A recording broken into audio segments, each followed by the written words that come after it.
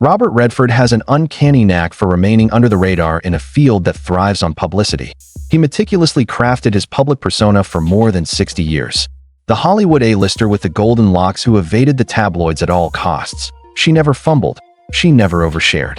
Unlike his peers, Redford refrained from bearing his soul on talk programs and filling his tell-all books with admissions. A person of extraordinary self-control in a society that is becoming more and more confessional. He avoided red-faced interviews, public breakdowns, and tweets sent at midnight that he would come to regret the next day. Robert was anything but shy. A co-worker of his who had worked with him for decades attested that he was methodical. What you saw was just what he intended for you to perceive. I don't need anything else. It was no accident that he had such remarkable command over his public image. What Redford referred to as Hollywood confession culture was blatantly rejected. The increasing pressure from within the industry for celebrities to make public their most private problems into commodities. Why actors feel the need to spill their guts to the public is something I'll never get. In an interview from 2018, Redford made a comment while experiencing an unusual bout of candor. Certain matters ought to be kept secret. Everything is not up for grabs. When you meet him, you'll be taken aback by his genuine charisma. His death on September 16, 2025, however, has allowed a more nuanced picture to emerge. One that peels back the layers of the man's meticulously kept exterior to discover the deep inner challenges that molded him. At long last, we were getting a glimpse of the real guy behind the legend. Thanks to a combination of interviews given in his later years, previously undisclosed private correspondence, and opinions from people closest to him. The reality is that Redford kept hidden from the public eye his great regrets, emotional suffering, and losses that characterized his life. Rather than embarrassment, it stems from a firm belief that some moments are too precious to share with the world. A close relative of Robert's indicated that Robert considered his quiet and suffering to be a kind of dignity. However, all through his life, he also left behind breadcrumbs. Inconspicuous interviews, small-scale confessions, oblique allusions in his writing, and sudden exposures of weakness. Only those paying close attention could hear his story. For our town, it was a devastating loss. He was a pioneer in the genre of political thrillers and an outstanding actor in his own right. Today, we lost a true icon. As we reflect on his extraordinary life and work, these 7 insights, assembled from the bits and pieces he generously shared, provide a fuller picture of the man who held the world at arm's length while inviting us inside the stories he picked to share. When it comes to making a difference, I believe that artists and art are powerful. He lost his twin during delivery. Among the many secrets that have shaped Redford's personality, the one he has kept hidden from birth is the most significant. His sibling passed away while he was still a baby. He was born as one of 2. Until a little-noticed New Yorker piece about Redford, published in 2013 when he was already in his late 70s, disclosed this groundbreaking truth. It was practically unknown to him for the majority of his career. I was originally one of 2, Redford revealed with his trademark modesty before swiftly shifting the conversation's focus. Knowing this information was heavy, the interviewer asked delicately for further specifics. Redford paused before adding, "I've always carried that with me. This sense that I was here and someone else who was part of me wasn't." This profound early loss may explain much about Redford's lifelong search for identity and meaning. Friends now reveal that he occasionally spoke of feeling a phantom presence, an inexplicable sense that someone was missing from his life. He once told me he sometimes felt like half of something, recalled director Sidney Pollack before his own death in 2008, that there was a completeness he was always searching for. I think that's why he was drawn to stories about men trying to discover who they really are. This theme runs through many of Redford's most personal projects. From the amnesia-stricken character in The Way We Were to the man living under a false identity in The Natural, to his directorial exploration of damaged identities in Ordinary People and Quiz Show. These weren't just roles or films. They were explorations of his own fractured sense of self. Psychologists have documented how surviving twins often struggle with complex identity issues and survivor's guilt. Redford never sought therapy for this, at least not publicly, but his artistic choices suggest a lifelong grappling with these very questions. "I think he was always asking, 'Who would I have been if my brother had lived?'" reflected a childhood friend after Redford's passing. "It was the question that drove everything else." A lot of people say, "Why do you do this?" No one asked that question before I do, and no one asks it more than I do, because I really wouldn't. I'm an impatient person, and I don't believe in wasting time or energy, mine or anybody else. 2. The tragic death of his infant son Scott. On October 17th, 1959, when Redford was just 23 years old and still years away from stardom, he and his first wife, Lola Van Wagen, suffered an unimaginable tragedy. Their infant son, Scott, died suddenly of sudden infant death syndrome at just 2.5 months old. While this loss was noted in official biographies, Redford almost never spoke of it publicly. The rare exceptions came late in his life, when he would occasionally acknowledge this wound in passing, always with remarkable restraint. "You never recover from the death of a child," he told a journalist in 2011 in one of his only direct comments on the loss. "You learn to live with it, but it changes everything about how you see the world." Those close to the family reveal that this devastating loss profoundly affected his first marriage and his approach to fatherhood with his surviving children. The tragedy drove him simultaneously toward work as escape and toward a fierce protectiveness of his private life. After Scott died, Robert became almost obsessive about shielding his family from public attention, revealed a longtime family friend. He couldn't control what had happened to his son, but he could control how much of himself and his family he gave to the world. That boundary became sacred to him. This loss may also explain Redford's lifelong discomfort with celebrity culture and its demands for performative, emotional revelation.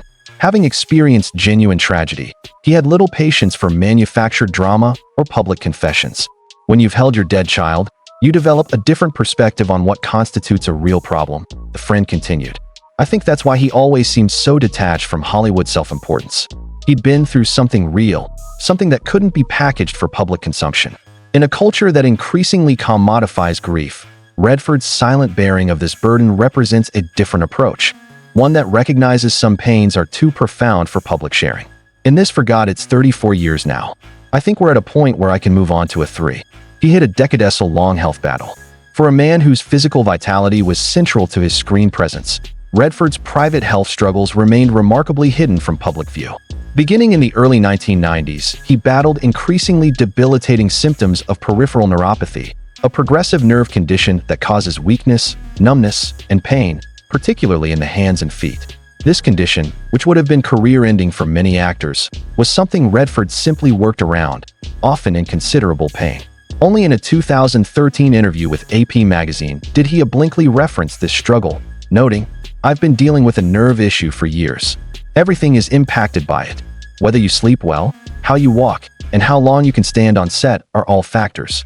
Even while few knew the complete severity of his disease, the toll was occasionally apparent to individuals who worked closely with him. Redford sat down between takes on The Horse Whisperer in 1998, and while the cameras weren't rolling, he would sometimes make a face. One of the film's production assistants recalled that he was always professional and never once demanded anything special. However, there were instances when it was evident that he was exerting tremendous effort simply to complete a scene. Then he would summon the troops, and all of a sudden he would be that lively, enthusiastic guy again. His mastery was astounding. Redford had been executing his own stunts and testing his body to its limits for decades, and by the early 2000s, he was also suffering from chronic tiredness and what he subsequently called physical burnout. Despite this, he kept on directing, acting, and establishing Sundance without ever letting anyone know about his health troubles. Anonymity was required by his personal physician out of respect for patient confidentiality. Nonetheless, he did not believe it was solely due to stoicism. Robert truly wished his health had stayed out of his narrative.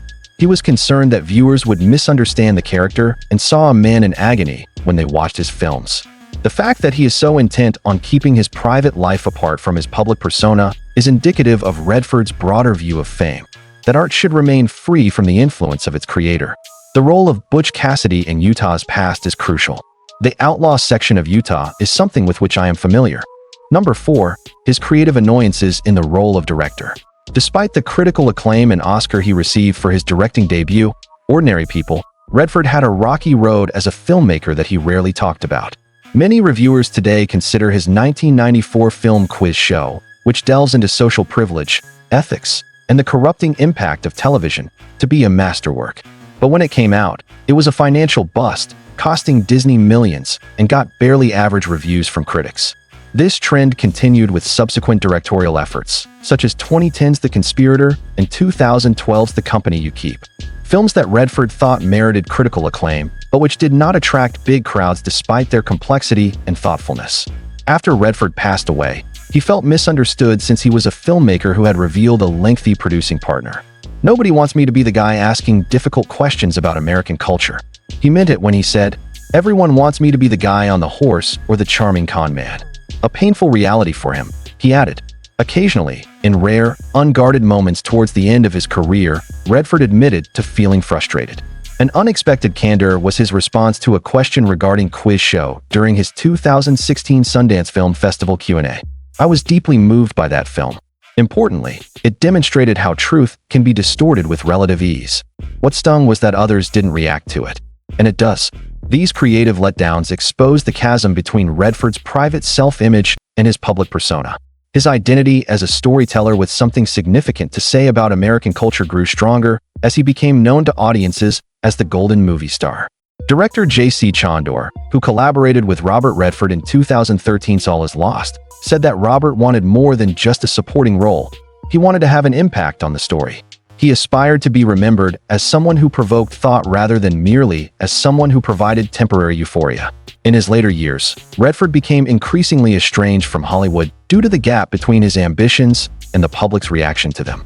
In an effort to distance himself from his on-screen character, he shifted his attention to Sundance and environmental advocacy, two fields where his influence might be felt more directly than in the box office. The demands of fame didn't appear to have impacted Redford or his illustrious 27-year marriage to Lola Van Wagen until very recently. The Redford perfect match, however, is supposedly in jeopardy, according to the Hollywood gossip mill. Number 5. He subtly regained the love he had lost. The sad breakup of Redford and Lola Van Wagen's 27-year marriage in 1985 was something he seldom talked about in public. The extent to which this setback wounded him emotionally was not known until much later, and it took decades for him to recover. The fact that Redford and German painter Sybil Zagers began dating in the 90s and lived together for almost 20 years before finally tying the knot in 2009 bewildered many onlookers. Rumor has it that Redford's ambivalence was based on complicated emotions over his first marriage and how it affected his kids, according to his closest friends. According to a family acquaintance, Robert felt tremendous shame over his previous marriage. His breakdown was exacerbated by his absences and the pressures of celebrity, which he believed he had prioritized his job before his family. He was hell-bent on learning from his errors. His hesitation to commit to Zagers was more about seeking atonement than commitment difficulties. For the most part, Redford avoided the spotlight when he was in this second relationship. Almost no public recognition of Zagers' significance in his life, including joint interviews and red carpet appearances. Something priceless was in his hands. An acquaintance elaborated, saying, he'd learned the hard way that public exposure can damage private bonds. With Sable, he created a completely separate world from his public persona, a place where he could just be himself. Redford gave an unusual glimpse into this line of thinking in one of his last interviews in 2021. When you lose something valuable, you learn to treasure what comes after more carefully. I made mistakes in my first marriage. I was too young, too ambitious, too selfish sometimes. With Sibylla, I tried to be the man I should have been the first time around. This second chance at love remained largely invisible to the public eye, exactly as Redford intended. While other celebrities broadcast their relationships across social media and magazine covers, Redford and Zagers built a quiet life together in Utah, far from Hollywood scrutiny. Their relationship wasn't for public consumption, noted a neighbor in Sundance. It wasn't part of his brand or image. It was just his life.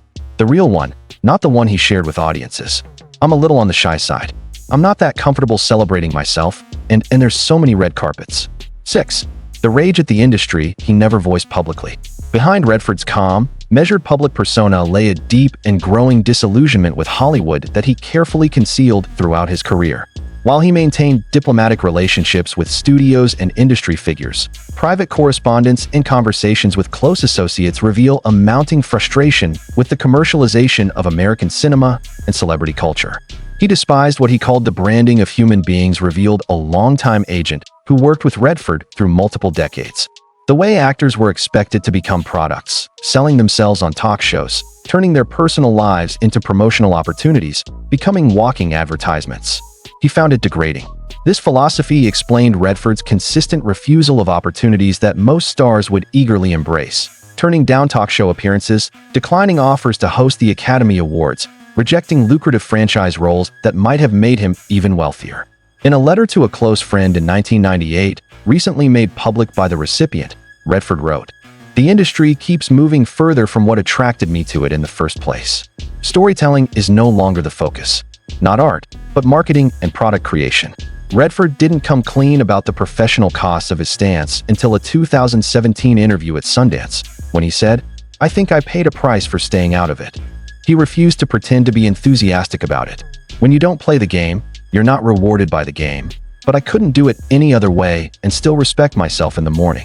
His frustration extended beyond his own career to larger concerns about cinema's direction. Redford was deeply troubled by the industry's growing risk aversion, its reliance on franchises and sequels, and its marginalization of the character-driven, socially conscious films he valued most. "The last time I saw him, he was genuinely angry about what was happening to movies," said director Alan J. Pakula before his death in 1998. Not just disappointed, angry. He felt the art form he loved was being diminished, turned into pure commerce. This anger found productive outlet in the creation of Sundance, but it remained a driving force in Redford's increasingly selective approach to his own career, choosing only projects that offered some meaningful counterpoint to Hollywood's commercial imperatives. "He wasn't just being choosy," explained the agent. "He was making a statement with every role he declined, that some things matter more than money or fame." It was a kind of quiet protest that lasted his entire career. For me, journalism is under such threat because we're living in a soundbite world. And how do you dig the truth out when the attention span of the public is so narrow? 7. The final regret, missing out on time. In his final years, as health challenges slowed his legendary energy, Redford began to acknowledge his most personal regret, that his relentless work ethic and drive had cost him irreplaceable time with loved ones and simple pleasures. "I thought I had more time," he told a journalist in one of his last interviews in 2023. "But time doesn't care what you thought." This seemingly little phrase unveiled a deep insight that had been developing within him for an extended period of time. Redford said that he had neglected his cherished Utah ranch, despite owning it since 1969. He was constantly engrossed in the next project, film, or cause that needed his attention. Shauna Redford, Robert's daughter, said after his death that her father was a builder. Whether it was a film, an organization, or a conservation effort, he was constantly in the process of creation. Even if the world was blessed by that drive, he occasionally missed the peaceful moments. As he grew older, I believe he felt that loss even more strongly. Relationships within the family were also affected by this remorse. Despite being a devoted parent, Redford had to put his job first, which meant he was often away from his kids while they were little. Something that, as he got older, he thought about with more and more trepidation. "Work always came first," he admitted in an interview from 2019. "I told myself it was for the family, that I was providing opportunities and security, but that was partly a justification. The truth is I was driven to create, to build something meaningful, and that drive sometimes overshadowed everything else." What makes this regret particularly poignant is that Redford had consciously sought to create a life that balanced Hollywood demands with personal authenticity. His Utah retreat was intended as a sanctuary from industry pressures, a place to reconnect with nature and family. The irony is that he built Sundance as an escape from the Hollywood machine, noted a longtime friend. But creating and maintaining that escape became its own kind of work. The very thing he built to preserve what mattered most sometimes kept him from fully enjoying it. In his final years, Redford made a conscious effort to recalibrate this balance, spending more time at home, reducing professional commitments, and focusing on family relationships. Yet there remained a wistfulness about paths not taken and moments missed. "I wish I had spent more days just watching the light change on the mountains," he told his wife in a conversation she shared after his passing. "All those perfect days I missed because I was in a meeting or on a plane or on a set somewhere." This final regret, so human, so universal, perhaps explains why Redford's work continues to resonate so deeply. Behind the extraordinary achievements and careful public persona was a man grappling with the same fundamental questions we all face. What truly matters? How do we balance ambition with connection? And how do we come to terms with the irreversible passage of time? The man behind the myth. What emerges from these 7 revelations is not a dramatic expose or scandalous secret life, but something far more compelling. A fully human portrait of a man who maintained his dignity in an industry designed to strip it away. Redford didn't hide his struggles and sorrows out of shame, but out of a profound humility and conviction that some experiences are too sacred for public consumption. In an age of performative vulnerability, his restraint represents a different kind of authenticity, one based on the belief that true depth requires privacy. Robert lived exactly opposite to how celebrities are expected to exist now, observed a director who worked with him in his later years. The more famous he became, the less he said. The more power he accumulated, the more carefully he wielded it. The more people wanted from him, the more selective he became about what he gave. Yet through his carefully chosen projects, rare interviews, and quiet actions, Redford actually told us everything about himself, if we were paying attention. His films repeatedly explored themes of identity, integrity, and man's relationship with the natural world. His creation of Sundance revealed his concern for independent voices and storytelling outside commercial constraints. His environmental activism demonstrated his deep connection to the American landscape. He didn't want the spotlight on his scars, reflected his son, Jamie Redford, before his own death in 2020. But he left the light on just in case someone came looking. Perhaps this is Redford's most valuable legacy in our age of oversharing and manufactured authenticity. A reminder that true depth often lies beneath the surface, that dignity still has value, and that some of life's most profound experiences resist articulation.